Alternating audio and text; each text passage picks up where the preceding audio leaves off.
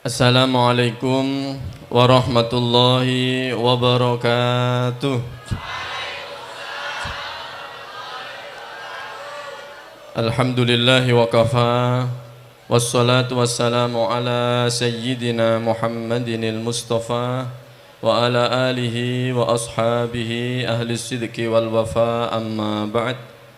Hadratal muhtaramin, para masyayikh, para kiai, wabil khusus Al-Mukarram Kiai Haji Abdul Hakim Mahfud, pengasuh pesantren Tebu Ireng, segenap keluarga besar Hadratul Syekh Kiai Haji Muhammad Hashim Asy'ari, yang mudah-mudahan selalu dijaga oleh Allah Subhanahu wa Ta'ala, bisa membimbing kita semua, Allahumma amin.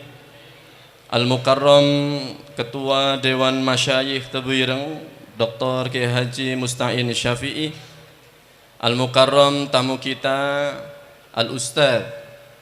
Al-Ustadz di sini maknanya nyata, ini profesor ya, bukan kayak kita yang ustadz-ustadan gitu ya. Al-Ustadz Ad-Duktur Kiai Haji Abdus Somad LCMA yang kami hormati, segenap santri Tebu Ireng, ada dari unsur Ma'had Ali Hashim Asy'ari, ada santri-santri dari Madrasah Aliyah Salafiyah Syafi'iyah,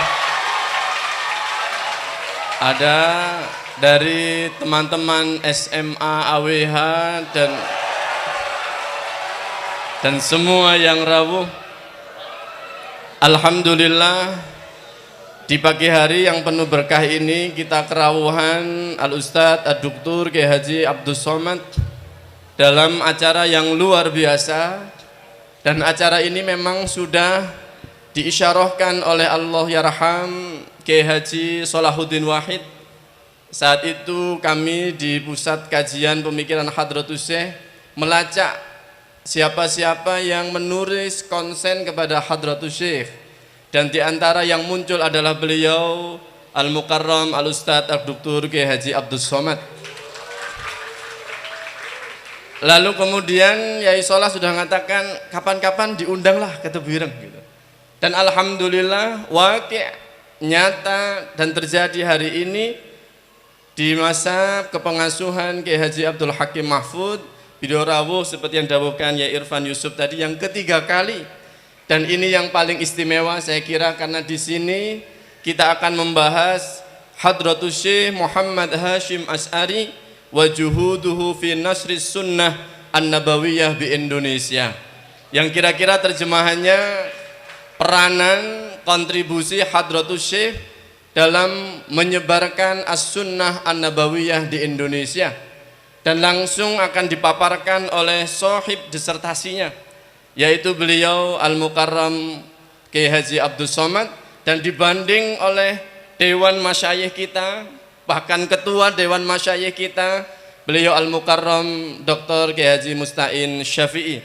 Tanpa panjang lebar, marilah kita serahkan waktu sepenuhnya. Ustadz, kalau protokolnya 1 jam tapi bisa 3 jam.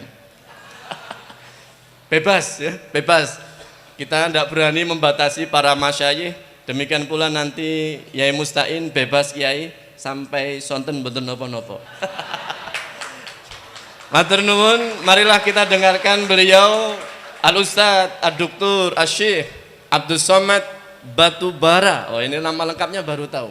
Ustadz Abdus Somad Batubaroh gitu kalau tulisannya. Kita dengarkan, mudah-mudahan kita semua dapat ilmu yang manfaat barokah. Allahumma amin. Pada beliau waktu dan tempat kami haturkan. Bismillahirrahmanirrahim. Assalamualaikum warahmatullahi wabarakatuh. Alhamdulillahilladzi bi ni'matihi tatimmus shalihat, wassalatu wassalamu ala sayyidis sadat wa ala alihi wa ashabihi ahlil fadaili wal karamat, ila hadratin nabiyil mustafa Muhammadin sallallahu alaihi wasallam wa alihi at-tayyibin at-tahirin wa ashabihil mayamin wan nabiyyin was-siddiqin wasyuhada was-salihin wal malaikatil muqarrabin wal ulama'il amilin wal awliya'is salihin. Wa akhussu bidzikri Syekh Nawawi Al-Bantani, Syekh Mahfud At-Tirmasi, Syekh Salih Darat As-Samrani, Syekh Khalil bin Abdul Latif Al-Bangkalani, وحضرة الشيخ محمد هاشم أشعري والشيخ يوسف هاشم والشيخ واحد هاشم وكي هاجي عبد الرحمن واحد هاشم وأصولهم وفروعهم شيء لله ولهم الفاتحة. أعوذ بالله من الشيطان الرجيم. بسم الله الرحمن الرحيم. الحمد لله رب العالمين الرحمن الرحيم مالك يوم الدين إياك نعبد وإياك نستعين إن الصراط المستقيم صراط الذين أنعمت عليهم والمغضوب عليهم ولا الضالين آمين. اللهم إني أتوسل إليك بحق وليك الصالح حضرة الشيخ محمد هاشم أشعري أن تيسر لنا أمورنا وتقضي حاجاتنا وتبلغ مقاصدنا وتغفر لنا ما مضى يا أكرم الأكرمين يا أرحم الراحمين يا ناصر الحق المبين وصلى الله على سيدنا محمد walhamdulillah rabbil alamin. Yang sama-sama kita hormati Kiai Haji Abdul Hakim Mahfuz, mudir pengasuh Pondok Pesantren Tebu Ireng. Kemudian Dewan Masyayikh Dr. Kiai Haji Ahmad Musta'in Syafi'i. Terima kasih yang tak terhingga kepada moderator yang juga mudir Ma'had Ali Syekh Hashim Ash'ari, Kiai Haji Ahmad Roziki LC MHI. Kemudian mudir pembina pondok Haji Lukman Hakim. Kemudian para zuriat dari Hadratus Syekh Muhammad Hashim Ash'ari yang berhadir pada kesempatan ini, Kiai Haji Irfan Yusuf, Gus Mirza, Kiai Haji Abdul Ghaffar, dan yang tak dapat saya sebutkan satu persatu. Kemudian sahabat saya Ustadz Dr. Zahrul Fatah, dan yang saya banggakan para mahasiswa-mahasiswi Ma'had Ali Hadratus Syekh Hashim Ash'ari, kemudian para santri, kemudian para hadirin hadirat, insyaallah semuanya dimuliakan Allah Subhanahu wa taala. Amin ya rabbal alamin. Disertasi ini sudah disidangkan pada tanggal 24 Desember 2019. Profesor Dr. Awad Al-Karim Hussein, beliau alumni dari Deoban India. Beliau talaqi hadis daripada masyayikh di Deoban, Madrasah Darul Ulum Deobandi. Kemudian Profesor Dr. Haidar Aidrus Ali, beliau adalah pakar manuskrip yang pernah dipekerjakan pemerintah Arab Saudi. Kemudian setelah itu beliau menjadi ketua jurusan hadis di Universitas Afrika Internasional. Adapun musyrib yang membimbing saya namanya Profesor Dr. Umar Al-Ma'ruf Ali, beliau guru besar hadis di Universitas Durman Islamic University. Tapi di samping itu juga beliau adalah salah seorang mursyid tariqat Sammaniyah. Urgensi judul ini, mengapa saya menulis next ahamiyatul maudhu. Ahamiyatul maudhu, kita tahu bahwa banyak organisasi Ahlus Sunnah wal Jamaah. Di Sumatera ada Al-Jamiatul Wasliyah, kemudian ada Persatuan Tarbiyah Islamiyah, di Lombok ada Nahdlatul Watan, kemudian yang sama dengan itu Matla'ul Anwar, secara akidah Asy'ari, secara fikih bermazhab dengan lebih mengedepankan mazhab Syafi'i, secara tasawuf Sunni dengan berpegang kepada Imam Junaid Al-Baghdadi dan Imam Abu Hamid Al-Ghazali, bertarekat amali, bukan sekedar teori. Tapi secara banyaknya jamaah, maka tak dapat dipungkiri Nahdlatul Ulama. Dan di antara para ulama di dalam Nahdlatul Ulama itu sendiri, yang disebut sebagai Syekhul Akbar adalah Hadratus Syekh Muhammad Hashim Ash'ari. Itu salah satu motivasi urgensi tema ini. Kemudian banyak juga para ulama tidak meninggalkan karya. Bukan berarti mereka tidak berilmu, tapi mungkin tidak sempat atau tidak ada waktu menulis sehingga tidak meninggalkan. Sedangkan Hadratus Syekh banyak meninggalkan. Kemudian Hadratus Syekh kalau kita ringkaskan paling tidak ada 3. Pertama, menyiapkan para kader dengan pondok pesantren. Yang kedua, punya jam'iyah. Kemudian yang ketiga adalah gerakan politik. Jadi beliau amat sangat peduli pada 3 aspek ini.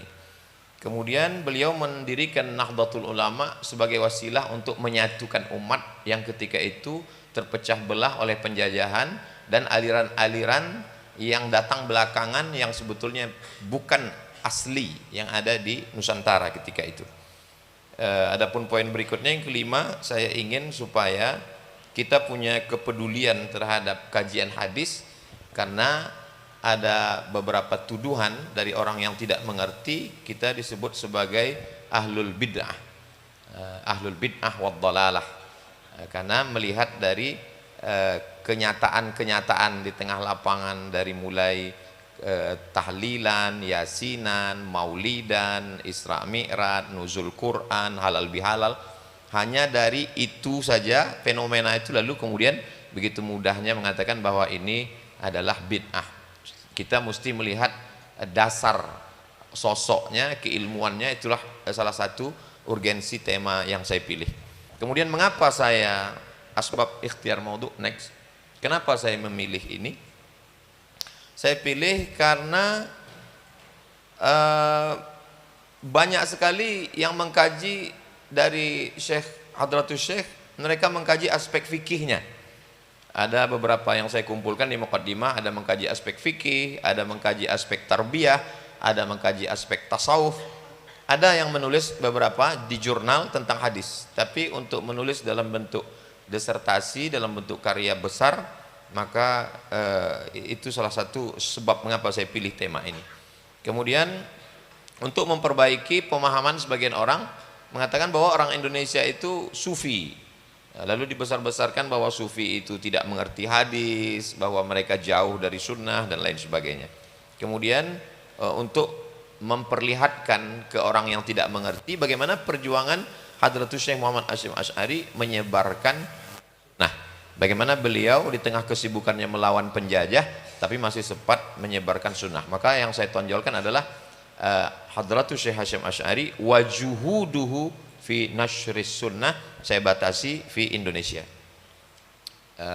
Next, hadaf tujuan disertasi ini, tujuan su'ubat, ya, su'ubat, kesulitan-kesulitan yang saya hadapi selama menulis, diantaranya referensi. Saya kesulitan mencari referensi karena tidak semua dicetak dan dibukukan. Sebagiannya ada manuskrip dan sebagiannya masih privat, dimiliki orang per orang. Lalu kemudian sulitnya ulama-ulama Indonesia menulis tentang hadis, walaupun seperti Syekh Abdul Rauf As-Singkili, beliau menulis tentang tafsir, tapi kemudian ada juga hadisnya tapi tidak mendominasi. Jadi itu salah satu kesulitan. Kemudian sebagian hadis yang disebutkan Syekh, ketika saya temukan hadis itu, saya cek di kitab asli, kelihatan bahwa Syekh menulis kitab itu dari hafalannya. Jadi tidak seperti orang sekarang menulis buku persis sekali hadisnya. Kalau ada orang menulis persis sekali, itu dua kemungkinan. Pertama, dia hafiz, yang kedua dia dibantu Google sehingga tidak silap sama sekali. Syekh menggunakan ingatan kekuatan beliau al-hafiz, beliau hafiz dari hafalan beliau yang luar biasa.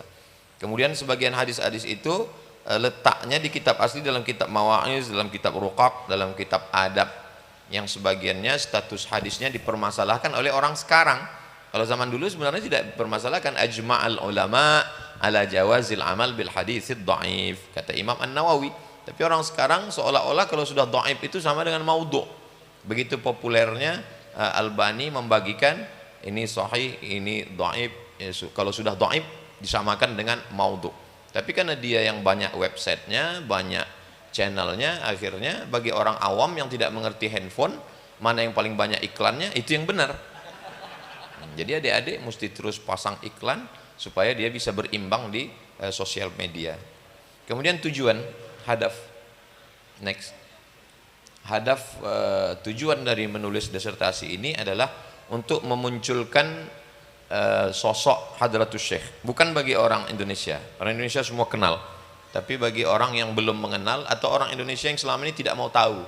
Jadi saya ingin orang Indonesia tahu aspek hadisnya, lalu kemudian bagaimana perjuangan beliau, dan mengajak kepada mahasiswa untuk lebih peduli, apakah itu mentahqiq atau mensyarah atau menterjemah, terserah. Bisa tiga aspek, tahqiq, syarah, ta'liq, terjemah, supaya terus karya-karya ini. Kita tahu bahwa Imam Laits Ibnu Sa'ad alim, Kana Laitsu afqah min Malik. Sebagian mengatakan Imam Laits itu lebih faqih daripada Imam Malik. Tapi kenapa mazhabnya hilang? Karena Imam Malik punya murid-murid yang luar biasa, itu yang akan menyebab guru menjadi terkenal. Begitu juga dengan Imam Muhammad bin Idris Asy-Syafi'i, dia punya Imam Rabi' al-Muradi yang menuliskan Ar-Risalah. Ada Imam Al-Buwaiti yang menuliskan Al-Um, sehingga kita kemudian dilanjutkan oleh murid yang tidak bertemu. 400 tahun sesudah Imam Syafi'i datang Imam An-Nawawi, kemudian Imam Ar-Ramli, Imam As-Suyuti. Itulah pentingnya murid. Jadi kalau ada orang menganggap seorang ulama itu besar, di antara karomahnya adalah punya murid-murid, dan saya yakin dan percaya di antara karomah Hadratus Syekh punya murid-murid yang luar biasa yang sedang ada di hadapan saya saat ini. Saya sebetulnya simpel saja. Tahun 2019 Al-Fakir datang ke Tebu Ireng, sowan dengan Kiai Haji Solahuddin Wahid, Gus Solah. Saya bilang, Gus, saya sedang menulis disertasi tentang Hadratus Syekh. Mohon doa, saya ziarah, tabarruk, tawassul. Kemudian nanti kalau sudah selesai, saya mau datang, mau menyerahkan disertasi saya. Tapi ternyata tidak semua keinginan kita tercapai, dan saya tujuan awalnya datang ingin silaturahim. Saya membawa keluarga saya, bawa anak saya, bawa ibu saya, mau datang silaturahim. Saya tidak menduga bahwa besar sekali penerimaan istiqbal yang sambutan dari Pondok Pesantren Tebu Ireng. Hanya Allah membalas. Saya merasa saat ini seperti sidang disertasi sekali lagi. Kemudian metode yang saya pakai, next, manhajul bahs. Metode yang saya pakai yang pertama adalah manhaj tarikhi, yaitu dengan mengkaji biografi dari Hadratus Syekh dari awal sampai akhir, lalu saya petik apa analisa yang bisa saya ambil. Yang kedua adalah manhaj istiqra'i tahlili, yaitu dengan melihat ucapan, pendapat, qaul, manhaj beliau dari beberapa referensi yang saya dapatkan. Next, at-ta'rif bi Syekh Muhammad Hashim Asy'ari. Beliau adalah Hadratus Syekh Muhammad Hashim bin Kiai Asy'ari bin Kiai Abdul Wahid bin Kiai Abdul Halim, kemudian anak dari Kiai Pangeran Sambo, kemudian Pangeran Benowo Sultan Hadiwijaya bin Abdul Aziz bin Abdul Fattah bin Sunan Giri. Dari Sunan Giri ke atas saya tidak muatkan lagi, karena hampir sepakat semua ahli tarikh bahwa mereka adalah keturunan Sadah. Mereka adalah zuriat Nabi dari jalur Fam Azmat Khan. Jadi sampai ke atasnya adalah dari Imam Ja'far Shadiq, kemudian Muhammad Al-Baqir, kemudian Sayyidina Ali Zainal Abidin, Sayyidina Al-Husain, Sayyidatuna Fatimah, Sayyidina Maulana Muhammad sallallahu alaihi wasallam. Jadi kecintaan saya berharap dengan mencintai zuriat Rasulullah SAW, Hadratus Syekh, maka mudah-mudahan itu menjadi wasilah saya untuk bisa mendapat syafaat Nabi Muhammad sallallahu alaihi wasallam. Dan beliau darahnya dua-dua juga dari jalur yang sama. Adapun dari pihak ibu, beliau adalah cucu dari Kiai Sihah. Sihah diambil dari kata bahasa Arab sayhah. Sayhah teriakan yang kuat sehingga musuh-musuhnya ketakutan. Kiai Sihah itu punya anak perempuan namanya Nyai Layyinah, punya anak perempuan yaitu Nyai Halimah binti Syekh Utsman, dan itu adalah ibu dari Hadratus Syekh Muhammad Hashim Asy'ari. Jadi darahnya asli, sangat biru, original, tidak bercampur dengan yang lain. Adapun keluarga, beliau punya keluarga Syekh Hadratus Syekh Asy'ari menikah dengan Nyai Halimah, punya anak. Saya muat di dalamnya, tidak saya sebutkan satu persatu, khawatir tidak menyebutkan label pangkatnya, mengkhawatirkan kurang kehormatan kepada mereka. Mudah-mudahan Allahumma ighfir lahum warhamhum wa'afihim wa'fu anhum. Beliau dilahirkan pada hari Selasa 24 Zulqa'dah, dan kita tidak pernah berencana bahwa ini juga dipresentasikan di bulan Zulhijjah, mendekati dari bulan kelahiran beliau, bertepatan dengan 14 Februari 1871 Hijrah. Saya banyak berutang budi kepada Allahyarham Gus Muhammad Hisam Hazik. Saat menuliskan itu saya baca biografi beliau bahwa beliau sangat peduli kepada kitab-kitab muallafat Hadratus Syekh, kemudian beliau sakit, kemudian beliau meninggal. Di tengah sakitnya beliau masih sempat. Jadi saya banyak berutang karya-karya Gus Isam Hazim. Berikutnya rihlatuhu al-ilmiyah. Setelah beliau mulazamah dengan ayah beliau Kiai Asy'ari, lalu kemudian beliau banyak menghafal mutun. Nah, ini pentingnya menghafal mutun, karena setelah kita hafal kita sulit untuk lupa. Lalu beliau mulai menuntut ilmu pada umur 15 tahun. Jadi ini juga pelajaran buat kita. Jadi kalau ada adik-adik yang umur 20 belum pergi jauh, beliau sudah meninggalkan orang tua umur 15, pertama kali ke Ma'had Wonokoyo di Pasuruan, setelah itu pindah ke Langitan di Tuban, setelah itu pindah ke Tenggilis Surabaya. Kemudian beliau mendengar bahwa di Madura ada seorang wali Allah, Syekhana Khalil bin Abdul Latif Al-Bangkalani. Kemudian beliau ke sana, kemudian beliau juga pergi ke Demangan, kemudian Lasem, kemudian ke Dunglo, kemudian setelah itu pada suatu perjalanan beliau belajar di Pondok Siwalan Panji di Sidoarjo, belajar kepada Syekh Ya'qub. Lalu kemudian beliau seorang yang luar biasa, banyak belajar, artinya tidak bisa mencukupkan diri hanya kepada satu kiai saja. Apa yang beliau lakukan ini seperti yang dilakukan oleh Syekh Imam Al-Bukhari yang juga ahli hadis, banyak mengambil ilmu dari para kiai. Berikutnya, referensi tentang itu saya ambil dari tulisan orang Arab namanya Syekh Amirul A'lam, dari kitab A'lam Makkiyin. Jadi bukan orang Indonesia menulis biografi beliau. A'lam Makkiyin, tokoh-tokoh kota Makkah.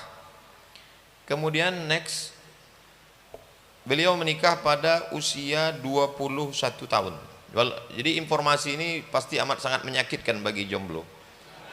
Tapi saya tetap memuat karena itu satu sisi motivasi, satu sisi menunjukkan beliau orang yang wara, menjaga wattaqullah wa yu'allimukumullah. Jadi beliau takwa kepada Allah sehingga ilmunya luar biasa. Dalam perjalanan mengunjungi Ma'had Siwalan Panji di Sidoarjo, beliau belajar kepada Syekh Ya'qub.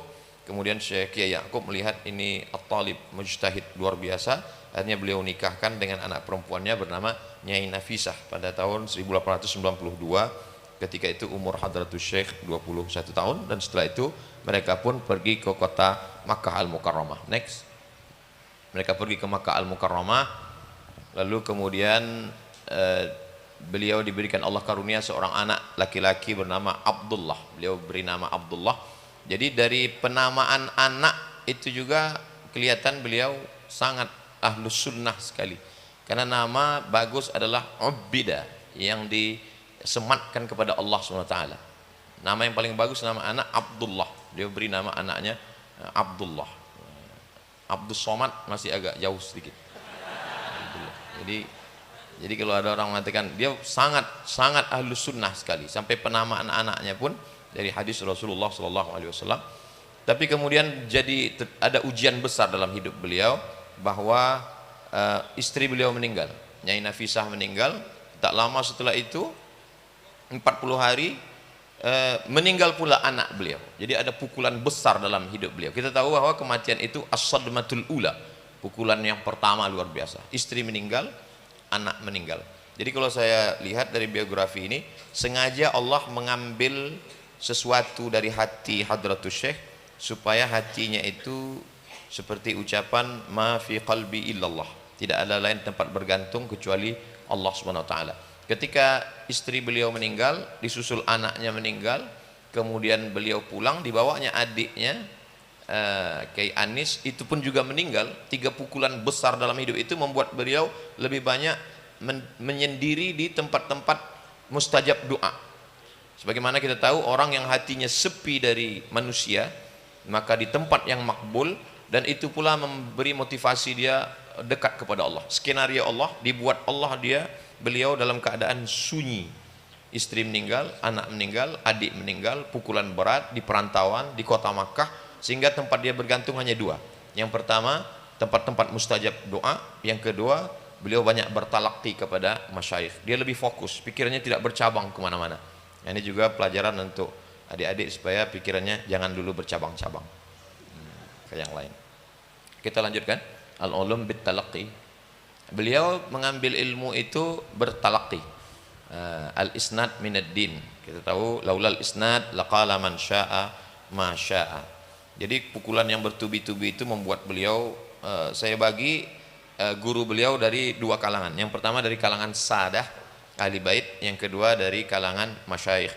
Adapun dari kalangan sadah, Sayyid Bakri Syatta, Sayyid Alawi, Sayyid Husain, Sayyid Abbas Al-Maliki yang merupakan kakek dari Sayyid Muhammad bin Alawi bin Abbas Al-Hasani Al-Maliki, kemudian Sayyid Sultan Hashim Ad-Dagestani, Sayyid Abdullah Zawawi, Sayyid Ahmad bin Hasan Al-Attas. Adapun dari kalangan masyayikh, Syekh Mahfud bin Abdullah At-Tarmasi, kemudian Syekh Shu'aib, Syekh Ahmad Khatib Al-Minkabawi, Imam Masjidil Haram, meninggal tahun 1916, kemudian Sa'id Yamani, Syekh Rahmatullah Al-Hindi yang kitabnya lebih populer pada Izharul Haq yang merupakan bacaan dari Ahmad Deedat. Ya, jadi beliau termasuk majelisnya yang paling besar di Masjidil Haram, dan Hadratus Syekh banyak mengambil dari para masyayikh yang ada di Masjidil Haram. Next, sanad beliau kepada Syekh Mahfud, beliau mengakui sendiri, qadid tasalat ilaina riwayatu sahihil Bukhari sima'an min awalihi ila akhirih. Jadi beliau bukan ijazah, bukan munawalah, tapi yang paling tinggi yaitu sami' itu. Kata Imam Asy-Syafi'i, ma idza qara'a 'alaika faqul haddatsana wa idza qara'ta 'alaihi faqul akhbarana. Kalau gurumu membacakan kepadamu kau mendengar, maka katakan waktu meriwayatkannya haddatsana. Kalau engkau membacakan gurumu menyetujui bacaanmu, maka katakanlah akhbarana. Tapi yang jelas dari kata akhbarana, haddatsana, amba'ana itu menunjukkan bahwa memang beliau bertemu mendengar min awwalihi ila akhirih selama 2 tahun lamanya. Dan tidak hanya sekedar mendengar, wa ajazani bi qiraatihi kama ajazani bi qiraati ghairihi min kutubil hadis. Sanad beliau kepada Imam Al-Bukhari, sanad beliau kepada Imam Muslim, sanad beliau kepada Imam Malik, sanad kepada Sunan Abi Dawud, sanad kepada Imam At-Tirmidzi. Jadi sini sengaja saya muatkan karena setelah perjalanan jarak antara beliau dengan Rasulullah SAW selama 14 abad, beliau masih mementingkan sanad. Padahal di zaman itu sudah banyak orang tidak peduli lagi kepada sanad, dan sekarang sanad ini mulai bangkit kembali. Lanjut. Ya, terus next. Ya, sahabat-sahabat beliau selama di Makkah dan Madinah itu saya muatkan. Semua sahabat-sahabat beliau ini biografinya saya muatkan di footnote untuk menunjukkan bahwa ada keterikatan jaringan. Nanti bisa dilihat kiai-kiai yang ada sekarang itu nanti akan ketemu pada guru-guru mereka. Misalnya di Jogja Syekh Bakir Al-Jogjawi, kemudian Syekh Bishri Sansuri, kemudian Syekh Khalil Kasingan, kemudian Kiai Fakih Mas Kumambang, kemudian banyak juga dari Sumatera ada Syekh Abdul Qadir bin Sabir Al-Mandili. Mandili itu Mandailing, Natal, Sumatera Utara. Kemudian dari Cirebon, kemudian dari Makkah Sayyid Alawi yang merupakan ayah dari Sayyid Muhammad bin Alawi. Ada dari Maghribi dan lain sebagainya. Jadi persahabatan beliau adalah persahabatan internasional, walaupun saat itu belum ada Facebook dan Instagram. Jadi padahal 100 tahun yang lalu. Ini membuat kita malu. Kita di zaman media sosial yang begitu hebat, kita sangat tertinggal. Berikutnya, next, beliau belajar di Makkah. Beliau tidak hanya belajar tapi juga mengajar di kota Makkah. Itu dikatakan oleh Sayyid Muhammad Asad bin Ali bin Ahmad Syihab dalam kitab Al-Allamah Muhammad Hashim Asy'ari Wadi' Labinati Istiqlal Indonesia. Lam yakun taliban fahas bal tawallat tadris. Jadi beliau mengajar. Satu yang mengagumkan, mengajar di kota Makkah itu secara duniawi, secara ukhrawi pasti nyaman, pasti enak. Secara dunia jamaah banyak datang, kemudian secara akhirat tempatnya tempat yang diberkahi Allah SWT. Kalau dia mau, dia tidak pulang ke negeri ini terus. Maka kita lihat banyak sekali ulama yang beberapa generasi akhirnya melahirkan generasi yang disebut muallat, anak-anaknya sekarang. Tapi beliau tidak, beliau pulang berjuang dari nol dengan berbagai macam kesulitan, karena beliau ingin ada perbaikan pada bangsa ini. Lanjut, beliau kembali dari kota Makkah Al-Mukarramah.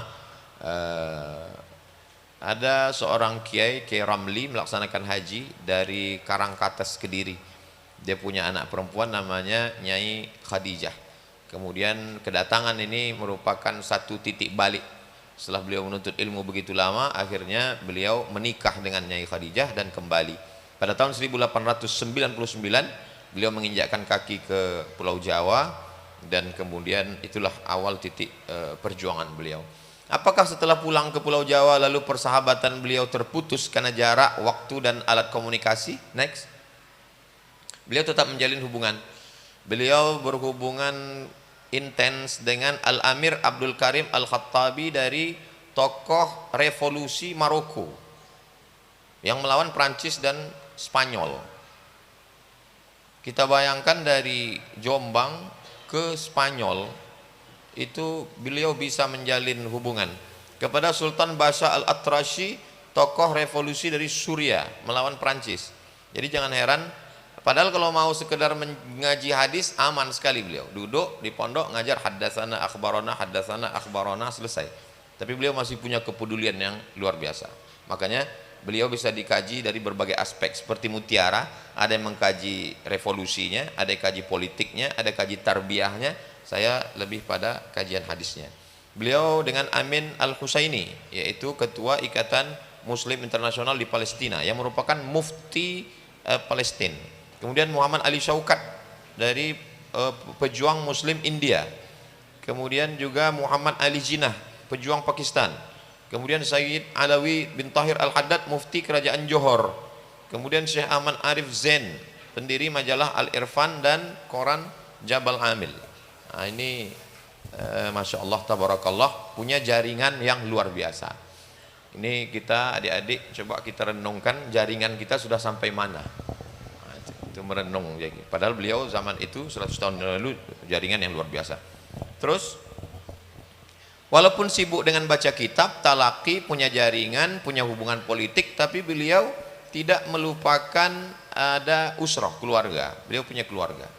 Jadi kalau ada anak-anak muda sekarang ketika ditanya gimana rencana berkeluarga, terlalu sibuk memikirkan umat. Itu malu dengan Kiai, malu dengan Hadratus Syekh.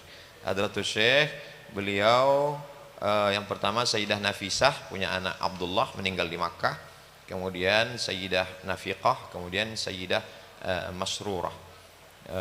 Terus beliau punya amalan yang luar biasa.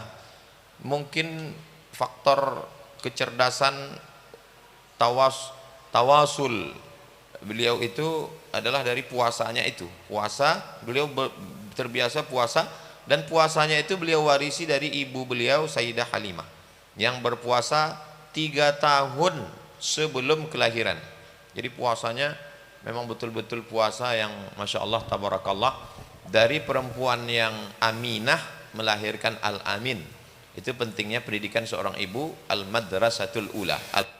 Al-madrasatul ula. Jadi ayahnya kiai, ibunya seorang yang zahidat, maka lahirlah seorang anak yang luar biasa. Kemudian amal rutin beliau. Apa yang beliau lakukan sehari-hari? Next. Rutinnya beliau, pertama kali beliau sholat subuh berjamaah. Setelah itu baca wirid dan hizib. Ada di dalam wirid-wiridnya ada saya muatkan dengan tahqiq referensi, karena banyak orang sekarang kalau diajarkan wirid mana dalilnya, jadi saya muatkan dalil-dalil. Kemudian baca wirid, baca hizib. Man laisa lahu wir fahuwa qir. Jadi beliau wiridnya luar biasa. Kemudian setelah itu beliau ngajar di masjid sampai terbit matahari. Setelah itu beliau membacakan kitab Asy-Syifa dan kitab At-Tahrir. Kemudian setelah itu beliau ketemu dengan para pekerja. Beliau punya pekerja untuk cross check bagaimana kerja-kerja mereka. Setelah itu baru beliau membacakan kitab Al-Muhadzab fikih, setelah itu kitab Muwatta kepada tulab kibar di tempat khusus di depan rumah sampai jam 11 siang. 11 sampai jam 10. Setelah itu beliau baru nerima tamu. Ada terima tamu, setelah itu waktu kosong beliau membaca baca kitab. Jadi banyak sekarang orang karena sibuk ngajar, sibuk nerima tamu, tidak sempat baca kitab. Jadi jadwal beliau ini bisa dipakai untuk siapapun bagi yang menggeluti bidang ilmu untuk dapat semuanya. Karena beliau pernah melewatinya. Jadi kita mungkin baru coba-coba tapi beliau melewati. Kemudian sebelum sholat zuhur beliau qailulah. Jadi memang sunnah dari mulai ngasih nama anak, dari mulai cepat menikah, dari mulai talaqi, ngajar, memang sangat ahlu sunnah. Jadi itu yang ingin saya tonjolkan bahwa beliau A sampai Z itu ahlu sunnah. Kemudian setelah sholat zuhur berjamaah beliau membacakan kitab lagi. Setelah itu baru memeriksa dan menerima laporan-laporan. Kemudian jadi ada tidak semuanya serahkan, ya udahlah terserah kamu, tawakal Allah, enggak. Beliau tetap ada ikhtiar, ada usaha.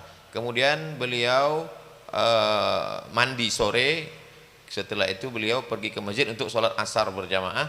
Setelah itu sorenya beliau baca kitab Fathul Qarib. Setelah itu nunggu azan maghrib. Nunggu azan maghrib beliau mutolaah kitab. Setelah itu baru sholat maghrib berjamaah bersama tulab. Setelah itu baru setelah sholat maghrib nerima tamu sampai masuk azan isya. Habis itu sholat isya. Ini kenapa nerima tamu dari maghrib ke isya? Jadi saya analisa lama. Soalnya kalau kita nerima tamu setelah isya, itu khawatir tamunya dia habis waktu. Tapi kalau ini kan udah azan isya. Nah, itu jadi cerdas. Kita tetap bisa nerima tamu dan waktu kita tidak habis untuk itu. Lalu kemudian setelah sholat isya, beliau bacakan kitab lagi, baca kitab Ihya Ulumuddin. Kemudian tafsirnya yang dipakai tafsir Ibnu Katsir. Kemudian sampai jam 11. Setelah itu baru tutup taklim, baru beliau makan malam. Nah, jadi beliau puasa. Jadi puasa tidak waktu buka itu banyak sehingga sampai lupa i'rab saking banyaknya. Nah, beliau luar biasa. Kemudian liburnya hari Selasa dan hari Jumat. Pada hari Selasa dan hari Jumat ini itu pun tidak kosong, beliau pakai untuk meriksa pertama kebun, yang kedua dagang. Jadi beliau punya toko-toko, punya kebun dan dagang itu diperiksa 2 hari dalam sepekan. Lalu kemudian beliau mengkhususkan hari Jumat untuk khusus banyak-banyak baca Quran dan sholawat. Setelah itu beliau menyampaikan khutbah Jumat. Dan ada pengajian umum. Pengajian umum itu tafsir Jalalain. Jadi saya ambil beberapa poin dari jadwal beliau ini. Ada untuk keluarga, ada untuk pondok, ada untuk orang umum. Yang untuk umum tetap juga baca kitab. Jadi banyak orang ibarat pohon kayu, akarnya terlalu kuat sehingga pucuk tidak tersentuh. Ada yang terlalu mementingkan pucuk sehingga akarnya dimakan ulat. Beliau enggak. Ibarat pohon kayu ini dirawat dari mulai akar, batang, dahan, pucuk semua beliau, dan semua dapat. Nah, itu bagaimana kita bisa efisiensi waktu itu? Itu kecerdasan yang luar. Kalau waktunya habis tolong bagi tahu. Lanjut. Next. Beliau pernah kena penyakit demam panas 4 tahun sebelum meninggal. Lalu kemudian ketika itu dibantu oleh 2 orang putra beliau mau sholat Jumat. Kata putra beliau, sholatnya di masjid saja. Kata beliau, ketahuilah bahwa panasnya neraka jahanam itu lebih panas daripada demam panas ini. Tidak meninggalkan sholat berjamaah walaupun demam panas itu sunnah. Sunnah ketika Nabi sakit, yang ketika beliau datang saat itu Abu Bakar sedang sholat. Jadi sunnahnya itu memang betul detail, dari kasih nama anak, tidur siang itu. Jadi kita kalau memang mau mengaku ahlu sunnah, jadi mesti melalui lewat pintu ahlul asy'ariyah dulu, baru bisa ke ahlu sunnah. Karena sunnah yang hidup itu beliau hidup sunnahnya, bukan hanya sekedar dalam buku. Kemudian terus Next. Beliau tidak putus salawat kepada Rasulullah SAW dengan baca dalail khairat.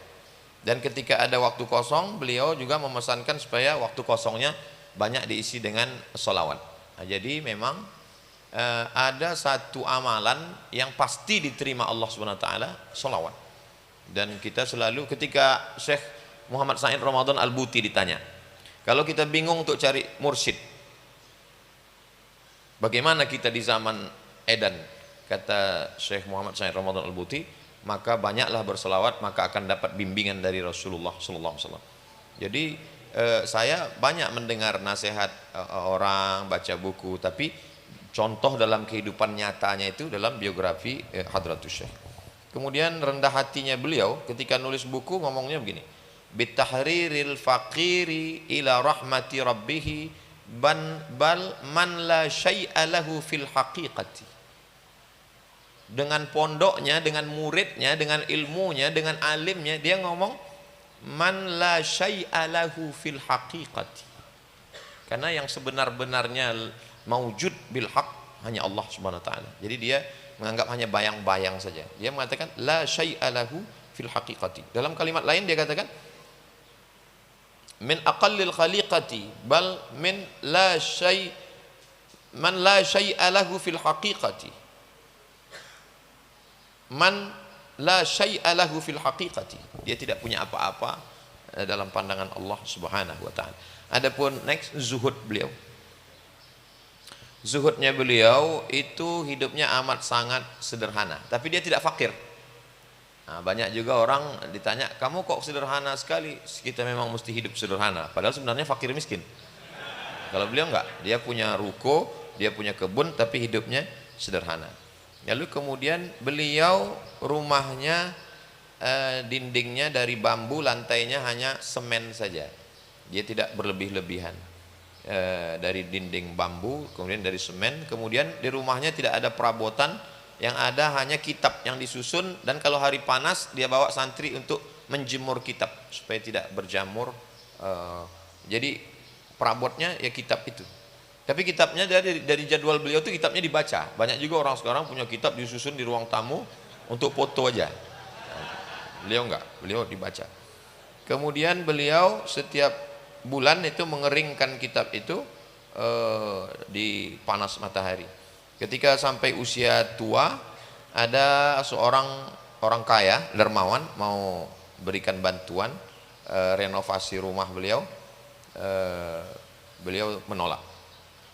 Kemudian beliau punya mobilnya mobil lama, tidak untuk sombong, hanya untuk transportasi saja. Penghargaan, next. Beliau mendapat penghargaan dari Ratu Wilhelmina, ratunya Belanda. Penghargaan medali emas pada tahun 1937. Tapi beliau tidak terima, beliau tolak. Karena beliau tidak mau berkoalisi dengan penjajah. Kemudian beliau mendapat kehormatan jabatan Jawa Hokokai dan juga ketua Sumuhu, yaitu urusan agama Islam untuk daerah Pulau Jawa. Beliau kemudian menerima itu dan kemudian diserahkannya, diwakilkannya kepada orang lain. Beliau tidak duduk di situ untuk menjaga hubungan sesama kaum muslimin, untuk menjaga hati umat supaya tidak sakit karena melihat kerjasama dengan penjajah. Next, ada beberapa jabatan yang beliau tolak. Beliau pernah diminta untuk 10 orang generasi awal yang dipilih untuk menjadi pemimpin besar Indonesia. Beliau tidak mau. Kemudian setelah itu 4, setelah 10 diseleksi lagi 4, juga tidak. Kemudian beliau puncaknya ditawarkan untuk menjadi riasah ad-daulah farafadaha. Beliau juga menolak.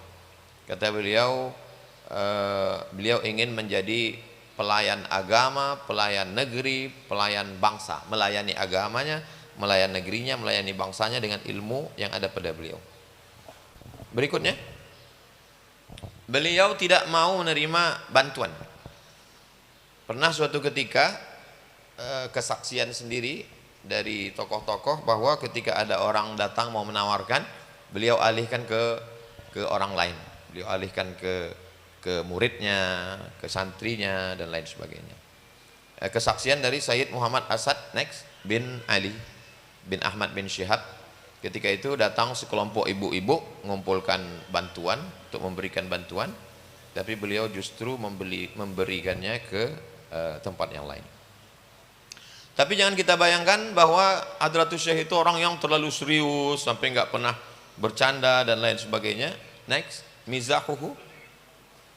Kalau dulu kalau ada pesawat Jepang lewat di atas pondok, itu biasanya ada pesawat Jepang lewat di atas kampung, lalu orang barat, orang penduduk kampung akan mengatakan kasukehe. Kasukehe artinya lari, kasukehe, lari.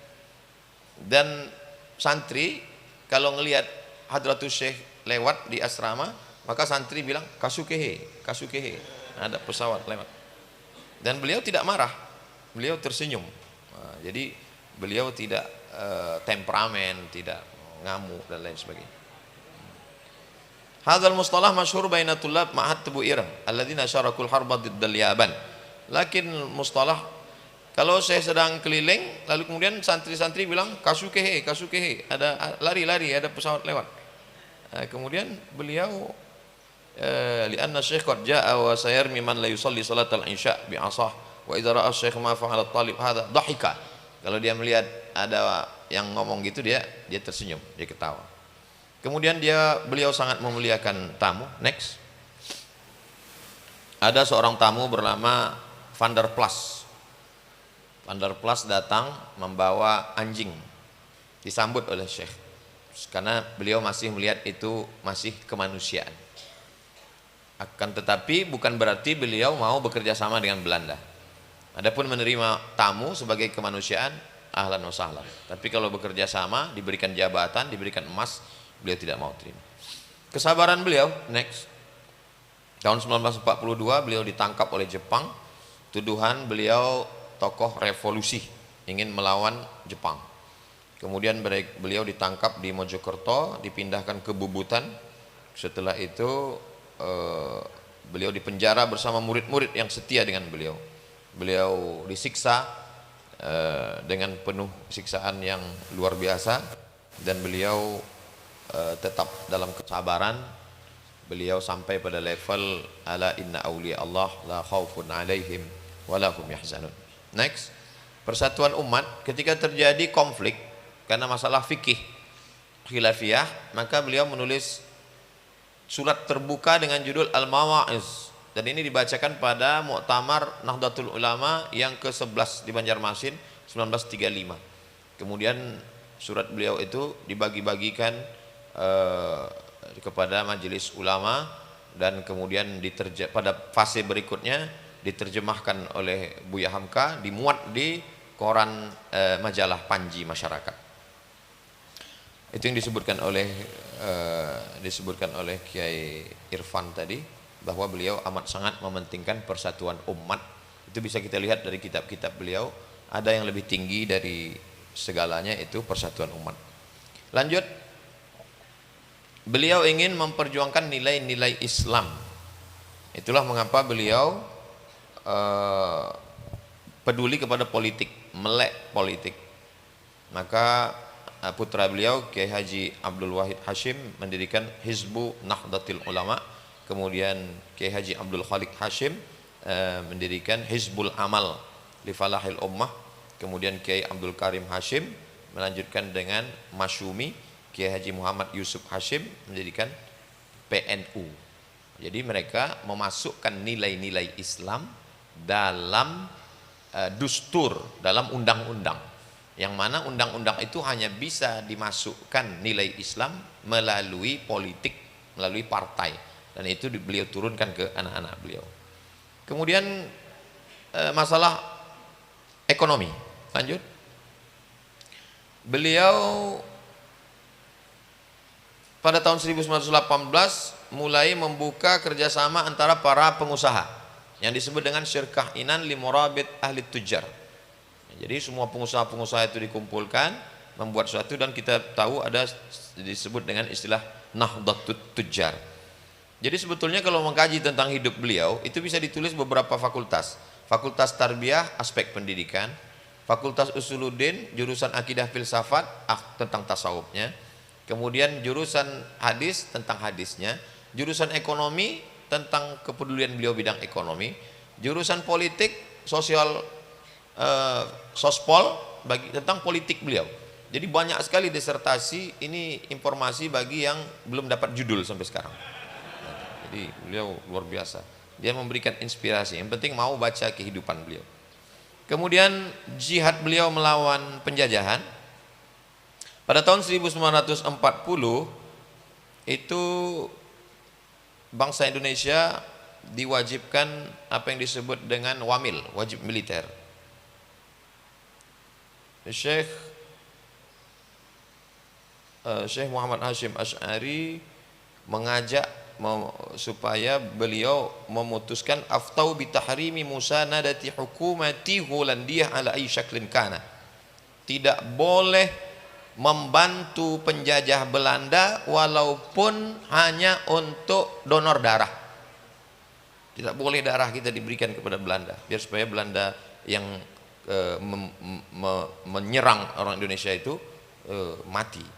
Lalu kemudian haram bagi orang muslim menggunakan kapal Belanda untuk pergi ke Makkah menunaikan ibadah haji Belanda yang saat itu, karena saat itu mereka adalah ahlul harbi.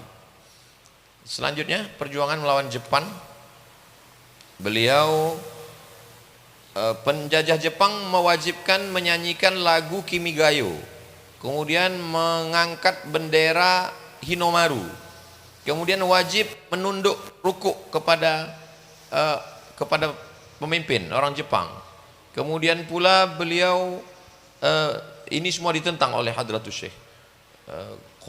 Terlalu hormat kepada Raja Jepang Tenoheka yang meyakini bahwa orang Jepang itu adalah bagian dari Tuhan. Lalu kemudian hormat ke arah kota Tokyo. Maka Syekh Hadratus Syekh membantah ini dan mengatakan semua perbuatan itu adalah haram. Maka penjajah Jepang marah dan Hadratus Syekh ditangkap, dipenjara dan disiksa. Karena semua perbuatan ini orang banyak yang bertakiyah untuk melakukannya karena takut, karena cemas. Hadratus Syekh beliau tidak takut. Lanjut, beliau mempersiapkan tentara-tentara, pembentukan peta pada tahun 1943, Daidanko dan seterusnya. Lanjut, beliau mengeluarkan resolusi jihad yang selama ini orang tahunya 10 November, tapi sebenarnya kalau mau tahu apa sebetulnya kronologis 10 November itu bisa lihat pada tanggal 22 Oktober, resolusi jihad. Lanjut, ada seorang Jerman yang mu'allab karena sering berdialog dengan Hadratus Syekh, namanya Karl von Schmidt. Saya masuk Islam bukan karena sikap keras, tapi masuk Islam karena kelembutan Syekh. Dia menemukan sesuatu yang tak dia temukan lain. Itu kelebihan Hadratus Syekh. Kehormatan yang diterima Hadratus Syekh, Presiden Soekarno memberikan gelar pahlawan nomor 249 tahun 1964 atas perjuangan dan kontribusi Hadratus Syekh. Adapun wafatnya Hadratus Syekh, beliau pada suatu malam setelah sholat datang utusan dari Bong Tomo dan Jenderal Sudirman untuk meminta fatwa. Setelah mereka bercerita tentang sulitnya keadaan bangsa Indonesia waktu itu melawan Belanda, mungkin terlalu keras beliau berpikir, akhirnya terjadi pendarahan di otak, persen blooding. Beliau meninggal pada jam 4:04 subuh, menjelang azan subuh. Jadi beliau meninggal dalam keadaan syahid karena pikirannya dipakai untuk memikirkan umat, memikirkan kesulitan bangsa saat itu. Walaupun kita sudah merdeka, tapi Belanda masih saja. Berikutnya itu biografi beliau sampai dari A sampai beliau meninggal. Berikutnya adalah bagaimana beliau menyebarkan sunnah melalui 3. Yang pertama menulis kitab, yang kedua mendirikan pesantren, yang ketiga adalah mendirikan ormas. Jadi dalam 3 ini kalau kita lihat itu cara beliau menebarkan sunnah Rasulullah SAW secara garis besar. Adapun kitab-kitab beliau yang saya dapatkan, Adapun manuskrip ataupun yang masih bersifat privat, maka saya tidak dapat muatkan. Yang hanya dapat saya dapatkan itu saya tahqiq hadis-hadisnya, kemudian saya buat taklik, ada semuanya dalam disertasi. Ada satu eksemplar saya serahkan ke perpustakaan Pondok Pesantren Tebu Ireng, boleh diperbanyak, boleh dikopi, mudah-mudahan bermanfaat insyaallah. Metode beliau kalau menulis kitab itu yang pertama menulis hadis. Setelah menulis hadis baru beliau muatkan ungkapan ulama salaf. Contohnya seperti hadis Allahumma arham khulafai, Allahumma arham khulafai, Allahumma arham khulafai. Kemudian setelah itu beliau mendatangkan ungkapan ulama salaf. Pertama Imam Sufyan Ats-Tsauri, la a'lamu ilman afdal min ilmil hadis liman arada bihi wajhallah. Innal insana yahtaju ilaihi fi ta'amihim wa syarabihim fahuwa afdalu min at-tatawwu'i bis salati was siyam. Wa qala Abu Sa'idin al-Khudri radhiyallahu an mudzakaratul hadisi afdalu min qiraatil Qur'an. Nah, jadi beliau metodenya begitu. Setelah pakai ayat, kemudian hadis, kemudian salaf. Jadi metodenya memang betul-betul metode sunnah, ahlus sunnah. Kemudian setelah itu beliau menunjukkan hadis ini letaknya di mana. Nah, itu. Misalnya beliau mengatakan wa minha fashwut tijarati hatta tu'inul mar'atu zawjaha 'ala tijarati wa qat'il arhami wa fashul qalami wa zuhurus syahadati bizzuri rawahul imamu Ahmad wal Bukhari an Ibni Mas'udin. Dia sebutkan rawi a'la, dia sebutkan referensinya. Jadi beliau tidak hanya hafal matan, beliau hafal rawi a'la, beliau hafal kitabnya. Kemudian yang ketiga beliau menyebutkan derajat hadis. Nah, ini banyak sekali sekarang orang meriwayatkan hadis, termasuk Al-Faqir saya sendiri. Kadang ketika berceramah kita mengatakan awwaluhu rahmah, awsatuhu maghfirah, akhiruhu idkum minan nar. Ketika di depan kita ada jamaah yang tidak setuju, mereka langsung angkat tangan. Itu hadis dhaif, Ustaz. Kita tidak bisa menunjukkan karena kita tidak hafal. Beliau bisa hafal menunjukkan ini derajatnya dan lain sebagainya. Misalnya a'linun hadzal nikah waj'aluhu fil masajid, kata beliau. Lalu kata beliau sanaduhu hasan. A'linu hadzal nikah waj'aluhu fil masajid sanaduhu hasan wa tad'ifut Tirmidzi lahu mardudun. Adapun Imam Tirmidzi mengatakan hadis ini dhaif adalah itu kata dia mardud. Wa min thamma akhadha al-Baghawi wa ghairuhu minhu annahu sunnah. Menurut Imam Al-Baghawi, ulama besar dari kalangan Imam mazhab Syafi'i, bahwa membuat akad nikah di masjid dan memukulkan gendang adalah sunnah pada walimah. Kemudian yang keempat beliau menyebutkan rawi yang mubham. Menunjuk misal qala Muhammad ibnu Ali at-Tirmidzi, qala Muhammad ibnu Ali at-Tirmidzi wa huwa al-ma'ruf bil Hakim at-Tirmidzi as-Sufi sahibu nawadiril usul wa laisa huwa bi Abi Isa at-Tirmidzi. Karena ketika disebut Imam Tirmidzi, banyak orang yang tak bisa membedakan, sama seperti Ibnu Arabi dengan Ibnul Arabi. Apakah yang dimaksud adalah Abu Isa Ibnu Saurah at-Tirmidzi sahibul Jami' atau yang dimaksud adalah Hakim at-Tirmidzi? Beliau jelaskan ini adalah dua orang yang berbeda. Kemudian yang kelima beliau menyebutkan hadis bis sanadil muttasil. Nah, ini untuk zaman sekarang jarang sekali. Banyaknya orang menyebutkan sulit. Beliau menyebutkannya bis sanad. Haddatsana Sayyid Husain Al-Habsyi bi Makkah Al-Mukarramah bi sanadihi ila Syekh Ismail bin Jarrah sampai kepada Nabi Muhammad sallallahu alaihi wasallam. Bis sanadil muttasil min hadratus Syekh ila Ar-Rasul sallallahu alaihi wasallam. 6. Menyebutkan hadis lengkap dengan syarahnya. Idza ra'aitum riyadal jannati farta'u. Faqila ya Rasulullah ma riyadul jannah? Qala halaquz dzikr. Qala ata hiya majalisul halal wal haram.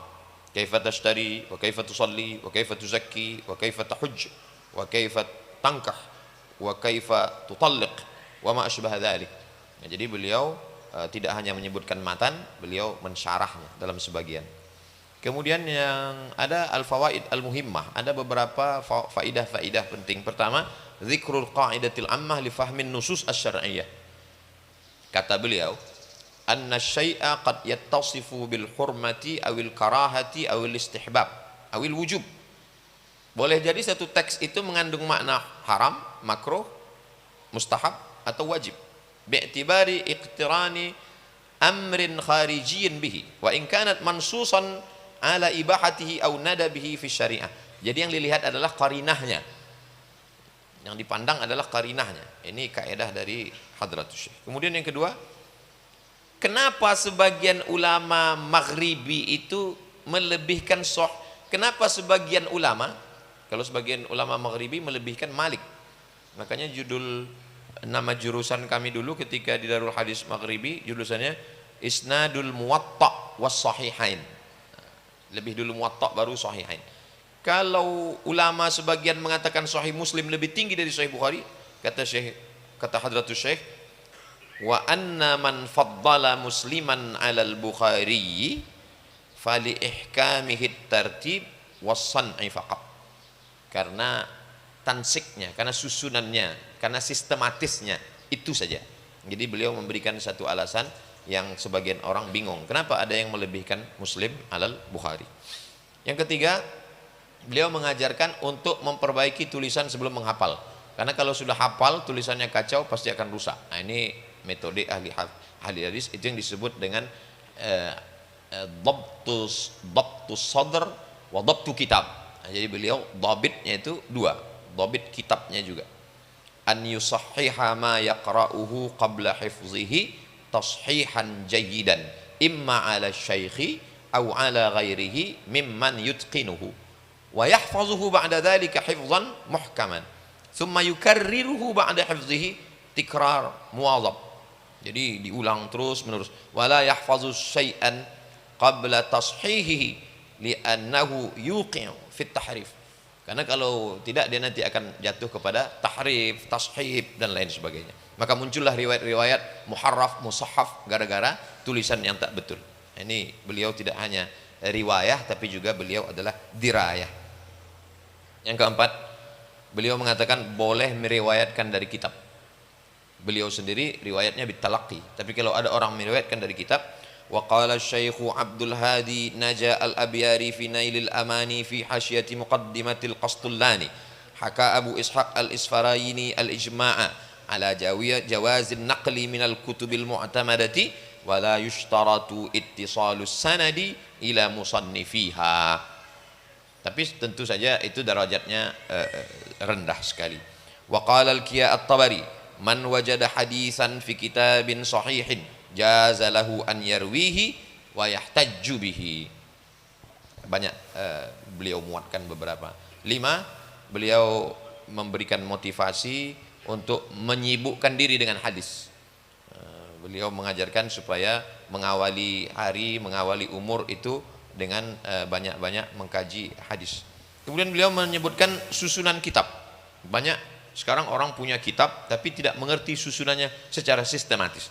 Kalau menurut beliau, wa ya'tani awwalan bi sahihil Bukhari wa Muslimin thumma baqiyatil kutub al-usul al-mu'tamadati fi hadha asy-sya'n ka Muwatta' Imam Malik wa Sunan Abi Dawud wa Nasa'i wa Ibnu Majah wa Jami' at-Tirmidzi wa la yaqtasiru ala ma aqalla min dzalik. Jadi paling tidak minimal itu kitab ini, kata beliau. Wa ni'mal mu'in lil faqih kitab As-Sunan Al-Kubra li Abi Bakar Al-Baihaqi. Nah, jadi bagi yang ingin mendalami hadis amat sangat baik sekali pakai kitab Al-Baihaqi. Fa innal hadis ahadu jinahayil ilmi bisyari'ati wal mubayyin al-katsir min al-jinahil akhar wa huwa al-Qur'an. Qala imamuna Asy-Syafi'i radhiyallahu anhu man nadhara fil hadithi qawiyat hujjatuh. Siapa yang kuat hadisnya berdalil maka insyaallah hujahnya akan menjadi kuat. Motivasi beliau. Kemudian beliau menyebutkan adab-adab membaca kitab. Fa idza adzana lahu syaikhu. Kalau kiai sudah memberi izin baca kitab, tafadhal silakan baca kitab. Ista'adza minasyaitonir rajim. Maka awalilah dengan auzubillahi minasyaitonir rajim. Tsumma yusammillah. Bismillahirrahmanirrahim. Kemudian alhamdulillah rabbil alamin. Wa yusalli wa yusallimu ala nabi. Allahumma salli ala sayyidina Muhammad wa ala ali sayyidina Muhammad. Tsumma yad'u li syaikhi. Kemudian doakan Syekh Hadratus Syekh Hasyim Asy'ari wa liwalidayhi ولوالدي القارئ ولمشايخه ولنفسه ولوالدي الشيخ ولمشايخه ولنفسه ولسائر المسلمين ويترحم على مصنف الكتاب اللهم اغفر له وارحمه وعافه واعف عنه وإذا دعا الطالب للشيخ قال رضي الله عنكم أو عن شيخنا أو عن إمامنا ويقصد به الشيخ وإذا فرغ من الدرس دعا للشيخ أيضا. Ini adab yang banyak ditinggalkan orang sekarang. Orang baca kitab itu menyepelekan. Ini adab ini insyaallah kita amalkan terus. Yang kedelapan at-ta'allum wa in kana al-akabir anil asaghir.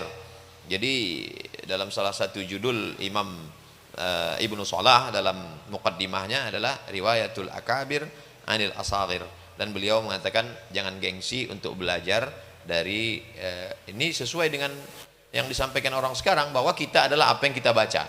Boleh jadi kita lebih tua tapi ternyata anak-anak muda bacaannya lebih banyak. Yang 9 al-ishtighal bit ta'lif. Nah, ini bukan sekedar ucapan beliau, memang beliau ishtighal bit ta'lif. Kesibukan di tengah penjajahan, sibuk punya keluarga, ada usaha bisnis dagang, tapi ta'lif beliau tidak tinggalkan. Yuthbitul hifdha wa yudhakkil qalba wa yushahhidhu dhihna wa yujidul bayana wa yaksib jamil al-dhikri wa jalil al-ajri wa yukhlidu ila akhir ad-dahri. Nah, jadi orang yang mau menulis maka itu yang akan dia dapatkan, dan betul Hadratus Syekh yukhlidu ila akhir ad-dahri.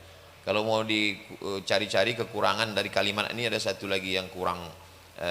Kalau kita banyak menulis, kita bisa membuat orang lain jadi mudah dapat judul untuk menulis disertasi, seperti yang dilakukan Hadratus Syekh. Kemudian yang ke-10 beliau menyebutkan susunan. Ayuqadmu tafsir Al-Quran. Yang pertama kali adalah tafsir Al-Quran. Saya dikritik oleh munaqis ketika menyebutkan bagaimana Hadratus Syekh menyebutkan lebih dulu tafsir. Di bawah saya jelaskan. Yaqsudu bihi qira'at al-Qur'anil karimi ma'a tarjamatihi tafsiriyah. Karena banyak orang sekarang mengatakan ar-ruju' ilal Qur'an. Ar-ruju' ilal Qur'an dhalla wa adalla. Karena kita tak mengerti Al-Quran. Jadi yang betul kata Syekh, yuqaddamu tafsirul Qur'ani, tafsir Quran dulu, summal hadis, setelah itu summa usulud dini, summa usulul fiqhi, summa kutubul madhhabi. Nah, jadi yang pertama sekali adalah tafsir, hadis, usuluddin, akidah, usul fikih, kemudian kitab-kitab mazhab, kemudian nahu, ditutup dengan kitab-kitab akhlak. Liufidal hadirina tathiral batin, untuk menyucikan hati. Jadi lengkap tiga-tiganya dapat, akidahnya dapat, fikihnya dapat, akhlaknya dapat. Hanya saja ketika ini dipresentasikan mana yang duluan, Syekh sudah menyusunnya. Kemudian yang ke-11 menguji hafalan. Ya, jadi bagaimana menguji hafalan amat sangat penting dengan menyebutkan dhabit tidak dhabitnya, kaedah-kaedah, kemudian ada masalah-masalah yang gharib di dalam hadis itu di. Adapun menulis, adab-adab menulis kata Hadratus Syekh ayyakuna ala taharatin. Orang yang menulis itu taharah, mustaqbilal qiblati, orangnya dalam mengarah suci, berwudu, menghadap kiblat, suci badan, suci pakaian, dengan tinta yang bersih, lalu kemudian memulai kitab dengan Bismillahirrahmanirrahim. Setelah itu kemudian menulis nama Allah dengan ta'zim. Kemudian misalnya Allah Ta'ala, Allah Subhanahu wa Ta'ala, atau Allah Azza wa Jalla, atau Allah Tabaraka wa Ta'ala, atau Allah Jalla Dzikruhu, atau Allah Tabaraka Asmuhu, atau Jallat Azamatuhu, atau wa ma asbah dzalik.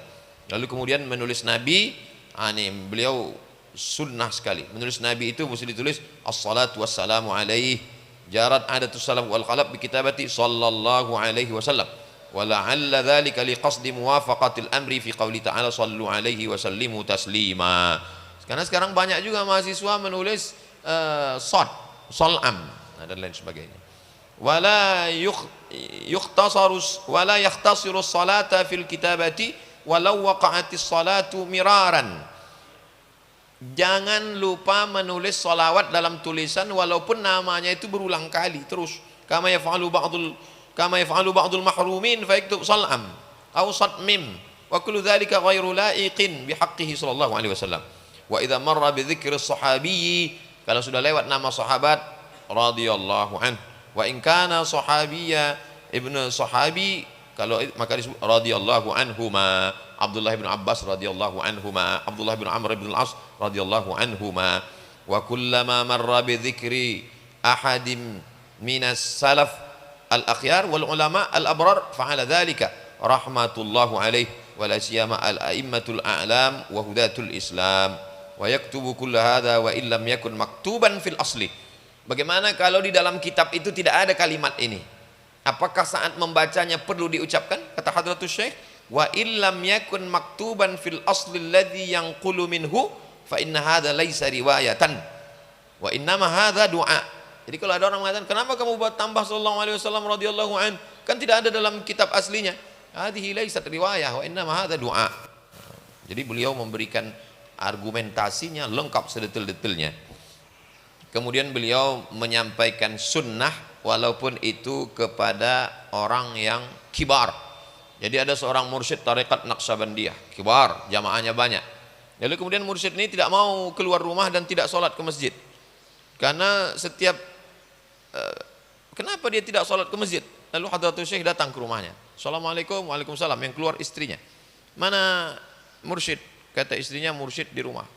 Kata Hadratus Syekh, saya yang masuk menarik dia keluar atau dia yang keluar menemui saya? Akhirnya istri mursyid itu kata, kenapa kamu tidak sholat ke masjid? Kata beliau, kalau saya sholat ke masjid, saya melihat ada orang berwajah qir, wajahnya monyet, mithlul qiradah. Kalau saya keluar saya nampak itu. Kata Syekh Hadratus Syekh, kamu ikuti sunnah, sholat berjamaah, maka itu akan hilang. Nah, jadi banyak orang ketika berhadapan begini dia menjadi takut. Tapi Hadratus Syekh berpegang kepada sunnah Rasulullah sallallahu alaihi wasallam. Lalu kemudian yang ke-14, bagaimana sikap beliau ketika terjadi ikhtilaf? Lamma waqa'a al-ikhtilafu bainahu wa baina Syekh Abdullah bin Yasin al-Fasruani fi 'iddati masaila minha qadiyatu 'auratil mar'ati, dzakara aqwal al-ulama'i asy-syafi'iyyati, thumma dzakara aqwal ulama'i al-madhhab al-hanafi wa 'allaqa 'alaihi wa khaitimahu biqaulihi hadza madhhabul imami Abi Hanifata فإذا عمل شخص بهذا المذهب وقلده ونظر إلى وجه الأجنبية وكفيها وقدميها بلا شهوة للتعليم أو غيره أو أرشده غيره إليه مع تبيينه له قائله فله ذلك ولا إثم عليه ولا أنكره وإن كنت لا أفعله أنا لا أفعله ولكن هذا صحيح هذا من كلام الأئمة ولا أعتقد جوازه. Jadi beliau sangat berlapang dada menerima perbedaan. Lalu kemudian yang ke-15, beliau kalau diberikan satu argumentasi, beliau teliti dan beliau menemukan ada cacatnya di dalam. Wa kana Syekh Abdullah bin Yasin al-Fasruani kataba manzumatan yahju biha ahla jam'iyyati Nahdlatul Ulama, thumma qara'ah Syekh Muhammad Hashim Asy'ari qira'atan naqdin bidiqqatin. Dibaca beliau syair yang ditulis itu. Katib ini tidak menembuskan, tidak membuat referensi ini dari mana. Maka dibaca Hadratus Syekh, lalu kemudian Hadratus Syekh mengatakan, kata beliau, hadhil abyad min qasidatil qutbil ghausil habib Abdullah al-Haddad. Ini dikutip dari, disebutkannya detailnya. Beliau menunjukkan beliau punya hafalan yang luar biasa, bukan hanya sekedar hadis. Matan nazam syair yang kamu pakai untuk nyerang saya itu sebenarnya bukan dari diri kamu sendiri, tapi kamu ambil dari Al-Imam Al-Haddad. At-Ta'rif ini tentang beberapa kitab Syekh. Ta'rifnya kitab Syekh Kitabul Arba'in, Al-Qanun Al-Asasi, Risalatun fi Ta'akkudil Akhdhi bi Madhahibil Arba'ah, Risalatu Ahli Sunnah, Ahlus Sunnah wal Jamaah inda Syekh Muhammad Hashim Asy'ari. Man hum Ahlus Sunnah? Ahlus Sunnati wal Jamaati inda ahli. Jadi saya banyak sekali ditanya, Ustaz sebenarnya Ahlus Sunnah itu siapa? Jadi saya selalu pakai ini. Kata beliau, Ahlus Sunnah itu adalah kulluhum fil fiqhi alal madhhabil Imam al-Syafi'i wa fi usulid dini ala madhhabil Imam Abil Hasan al-Asy'ari wa fi tasawwufi ala madhhabil Imam al-Ghazali wal imami Abil Hasan Asy-Syadzili radhiyallahu anhu ajma'in. Itu Ahlus Sunnah. Lalu yang Ahlul Bid'ah itu siapa? firqatun yattabi'una ra'ya Muhammadi abduh wa Rashid Ridha wa ya'khuduna min bid'ati Muhammad ibn Abdul Wahhab An-Najdi Ahmad ibn Taimiyah wa tilmidhihi ibn al-Qayyim al-Jauziyah wa ibn Abdul Hadi faharramu ma ajma'al muslimuna ala nadabihi wa huwa as-safaru li ziyarati qabri Rasulillah sallallahu alaihi wasallam. Beliau mengutip pendapat Mufti Syekh Baqit Al-Hanafi Al-Muti'i dalam risalah Tathhirul Fuad min Danasil I'tiqad. Ya, jadi ini ahlul bid'ah menurut beliau. Lalu kemudian ahlul bid'ah yang kedua adalah Ar-Rafidah. Wa minhum rafidiyuna yasubbuna sayyidana Aba Bakrin wa Umar radhiyallahu anhuma wa yakrahuna as-sahabata radhiyallahu anhum wa yubalighuna fi hawa sayyidina Ali wa ahli baitihi ridwanullah alaihim ajma'in. ثم نقل قول السيد محمد في شرح القاموس وبعضهم يرتقي إلى الكفر والزندقة أعاذنا الله والمسلمين منها ونقل قول القاضي عياض وذكر أحاديث منع شتم الصحابة سأذكرها في التخريج. Ada saya sebutkan di takhrij hadis. Kelompok yang ketiga kata beliau adalah ibahiyun. Yaquluna innal abda idza balagha ghayatal mahabbati wa safa qalbuhu minal ghaflati wa ikhtara al imana 'ala al kufri wal kufrani saqata anhu al amru wan nahi. Saya pun banyak juga berhadapan dengan orang-orang seperti ini. Kalau katanya sudah sampai, jadi apa yang dihadapi oleh Hadratus Syekh dulu dari Al-Wahabiyah, kemudian Ar-Rafidah, kemudian Al-Ibahiyun secara garis besar. Ini ya, banyak orang yang tidak lagi salat karena sudah sampai kepada hakikat, cukup hanya sekedar memejamkan mata dan berbagai macamnya. Itu terjadi di zaman beliau. Kata beliau, wa hadza kufrun wa zandaqatun wa dalalatun minhum man qala bitanasukhil arwah minhum man qala bil hulul wal ittihad wa hum jahalatul mutasawwifah. Wa naqala qaulal allamati al-amiri fi hasyati Abdissalam wa huwa kufrun sharih. Kata Syekh Sayyid, kata Hadratus Syekh. Kemudian yang kelima, kitab Adabul Alim wal Muta'allim, kitab At-Tibyan fi Nahyi an Muqata'atil Arham wal Ikhwan, risalatun tusamma bil Mawa'iz, An-Nurul Mubin fi Mahabbatil Sayyidil Mursalin. Saya buatkan semua. Ziyadatu ta'liqan ala manzumati Syekh Abdullah tentang masalah bolehnya. Jadi kelihatan sekali di zaman itu sangat tertinggal, tidak boleh mengajar perempuan. Jadi patut, makanya dulu perempuan hanya di rumah saja karena perempuan tidak boleh belajar. Kata Hadratus Syekh, innama ghayatul amri fihi anna nahya anhu tanzihan. Kenapa begitu? Ini tanzih kata beliau. Wa ta'allumul kitabati wal khatti minal umur al jaizah wal ma'arif al mu'tabarah. Kata Ibnu Hajar, ta'limuhu lin nisa karahah tanzih. Dalam Hasyiah Bajuri, innahu la yaqtadil ithma. Dalam qala Abu Su'ud wal makruhu tanzihan yujami'ul ibahata. Ya, jadi di zaman beliau itu perempuan nggak boleh belajar, dan Hadratus Syekh memperjuangkan itu supaya perempuan belajar. Kemudian yang kedua tentang ibahatut tasyabbuh bil kuffar idza lam yakun biqasdin. Ini pun juga menjadi permasalahan jawaban beliau terhadap masalah-masalah yang ada ketika itu. Kemudian tentang masalah wakaf masjid, kemudian mengetahui waktu khusuf, kemudian boleh melihat wajah perempuan yang ajnabiyah untuk taklim. Kemudian yang ke-10, tambihat al-wajibat liman yasna' al-maulida bil munkarat. Kata beliau, innal maulida alladhi yastahibbuhul a'immatu huwa ijtima'un nas. Jadi beliau tidak menghalalkan, membolehkan secara universal, tapi beliau juga membuat ummatan wasata dengan dhawabit yang ketat. Wa qiraatu, pertama ngumpul rame-rame, yang kedua qiraatu ma tayassara minal Quran, yang ketiga riwayatul akhbar al-waridah fi mabda'i amrin Nabi SAW, yaitu qiraat baca sirah, lalu kemudian yudha' lahu ta'am.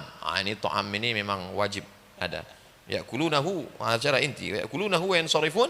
Kemudian wa in zadu ala dzalik darbid dufuf.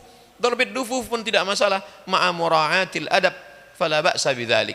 Jadi saya kalau ditanya tentang hukum maulid, memang saya pakai ini. Ustadz gimana maulid? Saya bilang kalau kamu ikut fatwa Hadratus Syekh selamat, tapi kalau kamu lebih daripada ini maka sudah tajawuz al-hudud, sudah melewat.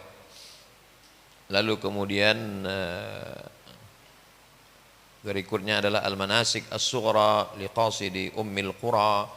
Kemudian yang ke-12 jami'atul maqasid. Kemudian at-tasawuf sunni. Nah, ini penting sekali karena banyak sekarang orang yang bajunya tasawuf tapi isinya sebetulnya adalah falsafi, atau bajunya tasawuf tapi isinya adalah dukun, klinik.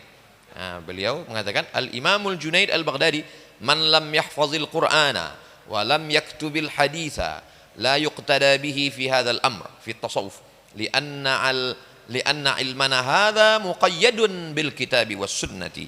Wa qala al-Imam Abdurrahim ibn Abdul Karim bin Hawazin al-Qushairi, sami'tu Muhammad ibn al-Husain yaqul sami'tu Aba Nasr al-Asbahani yaqul sami'tu Aba Ali ar-Ruzbari yaqul anil Junaid madhhabuna hadha muqayyadun bi usulil kitabi was sunnati. Wa qala al-Junaid al-Baghdadi ilmuna hadha musyayyadun bi hadithi Rasulullah sallallahu alaihi wasallam.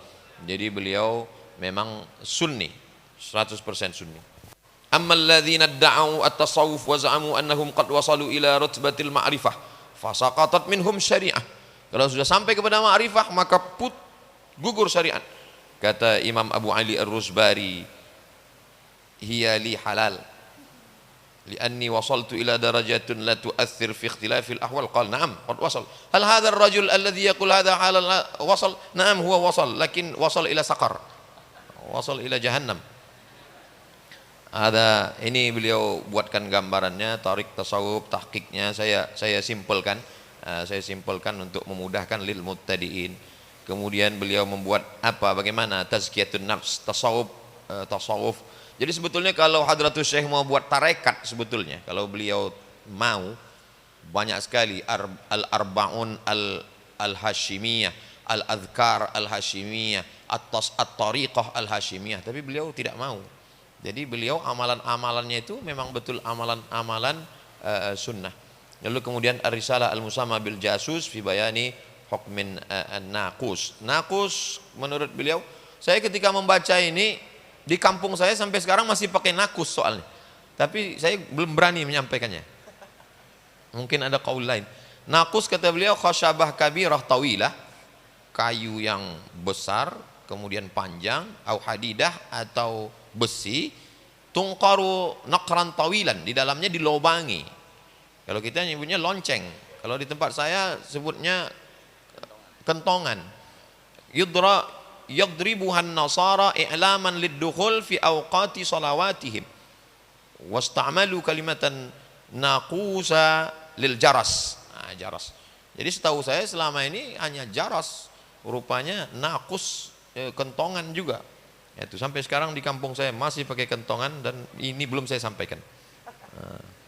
Lalu kemudian yang kedua adalah mendirikan ma'had.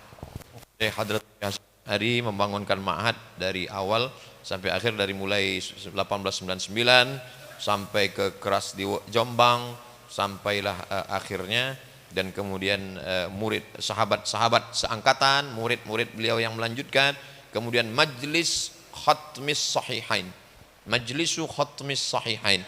Tadi saya tanya Pak Rektor Ma'had Ali, takhusus kita apakah fikih, apakah tafsir, apakah usul fikih? Takhusus kita hadis. Masya Allah, tabarakallah, kelanjutan dari Ma'had Ali takhusus hadis inilah akan menyebar. Hadratus Syekh buat talaqi, semua kiai-kiai di Jawa, Madura ngumpul mengkhatamkan Sahih Bukhari, Sahih Muslim di bulan Ramadan. Kalau bacaan Sahih Bukhari, Sahih Muslim bulan Ramadan masih dilanjutkan di Ramadan 2023, maka saya akan cuti ceramah 1 bulan ikut khataman Sahih Bukhari, Sahih Muslim 2023 untuk melanjutkan. Jadi kalau saya ditanya sama Hadratus Syekh, Kamu kalau ketemu di akhirat, amin, mudah-mudahan ketemu. Kamu sudah gara-gara disertasi saya kan kamu jadi doktor? Ya Syekh. Ada ikut talaki, ada 2023 rencana. Nah, jadi beliau cara menyampaikan supaya sanadnya nyambung ke beliau adalah dengan khatam. Kemudian yang ketiga adalah taksis al-jam'iyah Nahdlatul Ulama. Gimana ceritanya dengan mendirikan NU lalu menebarkan sunnah itu gimana? Jadi kita tahu bahwa ormas-ormas ini berdiri banyak sekali dari sejak 1901 sampai puncaknya 1916 dan puncaknya adalah 1926. Itu saya urutkan di taksis al-jam'iyah. Beliau dengan mendirikan Nahdlatul Ulama ingin menebarkan sunnah. Satu, beliau buat pegangannya arba'una hadisan nabawiyan tata'allaqu bimabadi li jam'iyati Nahdlatil Ulama. Nah, itu jadi beliau kaitkan. Padahal kalau beliau mau pasti beliau tulis aja al-arba'un al-hashimiyah, selesai. Tapi beliau kaitkan ke Nahdlatul Ulama. Yang kedua, Muqaddimatul Qanun al-Asasi. Kalau kita lihat di Muqaddimatul Qanun al-Asasi itu memang hadisnya mendominasi. Yang ketiga, Risalatun fi ta'akkuril akhdhi bi madzahibil aimmatil arba'ah. Yang keempat, Risalatu ahli sunnati wal jamaah fi bayanil musammah bi ahli sunnah. Dia tidak ingin kita menjadi ahlul bid'ah, ahlul dhalah. Man tamassaka biha naja wa man tarakaha halak. Jadi dapat diambil kesimpulan dari tiga. Kalau kitabnya dipakai, pondoknya diteruskan, jam'iyahnya menyebar, maka ketiga inilah secara ringkasnya cara Hadratus Syekh untuk menyebarkan sunnah di Indonesia. Mudah-mudahan kita dapat meneruskan yang tiga ini insya Allah. Amat sangat mohon maaf 1 jam setengah Kiai. Mohon maaf saya kembalikan ke moderator. Jazakumullah khairan. Wassalamualaikum warahmatullahi wabarakatuh. Waalaikumsalam warahmatullahi. Luar biasa. 1 jam setengah 117 halaman kita khatamkan. Ijazah nanti terakhir ya. Ijazah nanti terakhir. Baik para hadirin, para santri, ini kelihatan ada Unhas juga, Prof. Unhas ini didirikan oleh Allahyarham Yai Yusuf Hasim, abahnya Gus Irfan. Kemudian Yai Solah juga menjabat rektor, dan sekarang ini telah hadir di antara kita Wakil Rektor 2 Pak Muhsin. Alhamdulillah, selamat datang teman-teman Unhas, kader-kader Tebu Ireng juga. Jadi kita punya Mahat Ali, kita punya Unhas, dan berikutnya Yai Musa ini juga dosen Mahat Ali, juga dosen Unhas gitu ya.